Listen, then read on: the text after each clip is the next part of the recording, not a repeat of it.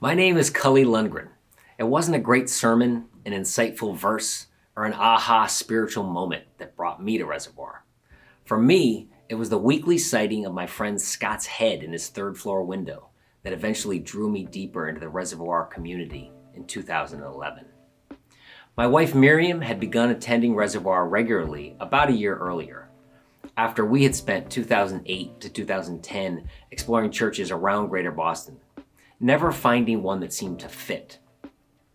Even though we both had grown up in Christian homes, our worship experiences were pretty different, and I felt like I needed a church that fit into a box that made me feel comfortable.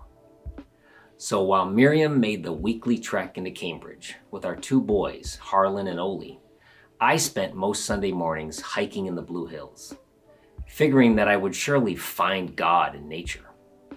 If I wasn't hiking, I was reading, digesting book after book, in the hopes that God would be revealed in the pages of Christian sages.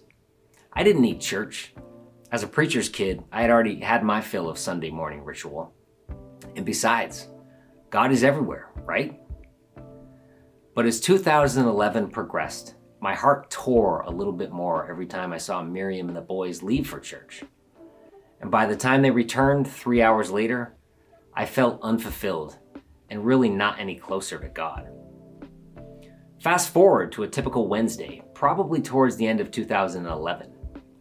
This was the night that Miriam attended a newly formed Reservoir community group just around the corner from our house. As with Sundays, she would leave the house with the boys in tow for a couple hours. I got very creative at making myself busy on Wednesday nights, alternately needing to mow the lawn, exercise, or fold laundry. But whenever I swung by to pick up the boys at bedtime, I would see Scott's head in that window. I knew there were people I loved, and who loved me, filling that room beyond him. But I didn't have the courage to take that extra step. I'm not sure what pushed me over the edge, but finally, one cold Wednesday night, I joined Miriam, Scott, Ivy, and many others, and that's where I found God. I was given the gift of community, and it's a gift that has kept giving for more than a decade. Through many conversations, tears, hugs, and even a pandemic, I've received so much from the Reservoir community.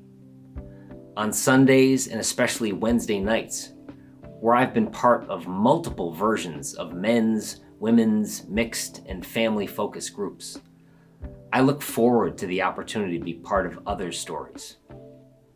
And for me, this is the best definition of community. A group that shares stories, explores spiritual questions, learns from each other, and is always there to help or lend a hand or an ear, no matter what. This is my Reservoir community.